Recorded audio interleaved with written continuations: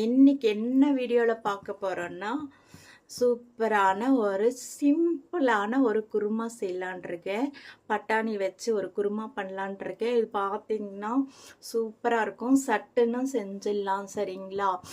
வாங்க எப்படி செய்கிறதுன்னு பார்க்கலாம். இப்போ தான் முதல்ல என் சேனல் பார்க்குறீங்கன்னா சப்ஸ்கிரைப் பண்ணிட்டு உள்ள வாங்க. வீடியோக்குள்ளே போகலாம். இப்போ பார்த்தீங்கன்னா ஒரு குக்கர் எடுத்து வச்சுருக்கேன். குக்கர் சூடானதும் எண்ணெய் விட்டுக்கலாம்.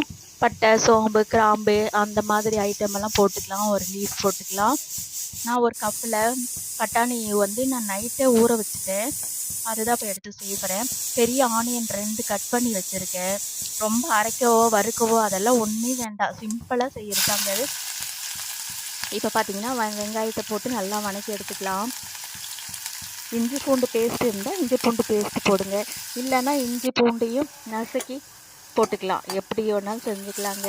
நான் இருந்ததால் பேஸ்ட்டே போட்டுட்டேன். 1 ஸ்பூன் போட்டுக்கலாம். அவ்வளோதாங்க. இது வேறு பிரமாதமாக ஒன்றும் போட போகிறதில்ல. எப்பவும் செய்கிற மாதிரி தான். நான் சீக்கிரம் சிம்பிளாக செய்யலான்ட்டு செய்கிறேன். பெரிய தக்காளி பழத்தை நான் நறுக்கி போட்டிருக்கேன்.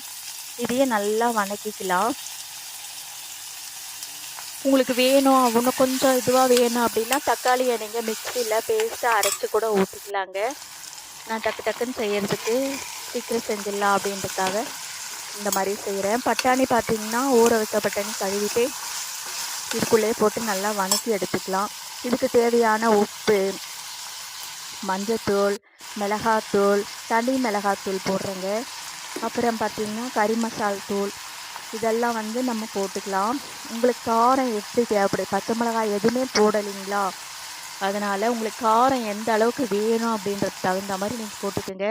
மஞ்சத்தூள், மிளகாத்தூள், கறி மசால் தூள், மல்லித்தூள் இத்தனையும் போட்டாச்சுங்க. எல்லாம் நல்லா வணக்கிக்கலாம். நான் ஒரு உருளைக்கிழங்கு எடுத்து வச்சுருக்கேன். அதையும் கட் பண்ணி இதில் சேர்த்துக்கலாம்.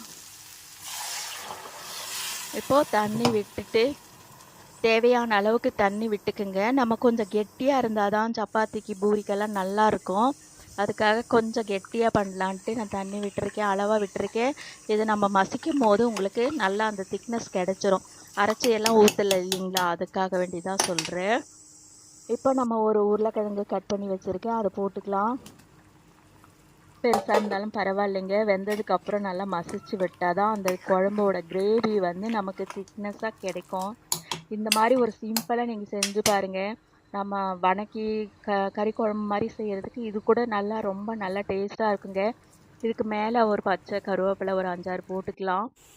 போட்டு மூடி போட்டு ஒரு 3 விசில் விட்டு எடுத்துக்கலாம். ஏன்னா பட்டாணி வேகணும் இல்லைங்களா, அதுக்காக வேண்டிதான். 3 விசில் விட்டாச்சுங்க. இப்போ நம்ம கரண்டிலேயோ எதுலேயோ மத்து இருந்தால் கூட மத்துலேயும் பட்டாணியும் சேர்த்து கொஞ்சம் மசிச்சு விட்டுக்குங்க. ஒரு 5 நிமிஷம் குக்கரை நம்ம அடுப்பில் வச்சு இறக்கிக்கலாம். அப்படியே பரிமாறிக்க வேண்டாம். கொஞ்சம் ஒரு 5 நிமிஷம் ஸ்டவ்வில் வச்சுக்கலாம்.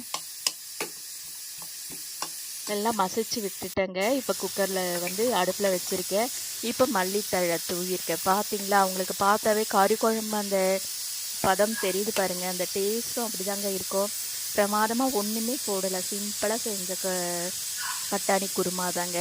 சப்பாத்தி, தோசை, ஆப்பம் எதுக்கு வேணாலும் நல்லா இருக்குங்க. சூப்பராக இருக்கும். நான் சப்பாத்திக்கு தான் செஞ்சுருக்கேன். பாருங்கள், சப்பாத்திக்கு இந்த குழம்பு வச்சுருக்கேன், குருமா வச்சுருக்கேன். சாப்பிட போகிறோம். நீங்களும் டக்குன்னு ஏதாவது செய்யணுன்னா அந்த மாதிரி பட்டாணி ஒரு உருளைக்கிழங்கு இருந்தால் கூட போதுங்க. உருளைக்கிழங்கு கூட இல்லைனாலும் பரவாயில்ல, பட்டாணி வச்சு கூட இதே மாதிரி செய்யலாம். செமையாக சூப்பராக டேஸ்ட்டாக இருக்கும். குழம்பு பார்த்தாவே உங்களுக்கு தெரியும் பாருங்கள்.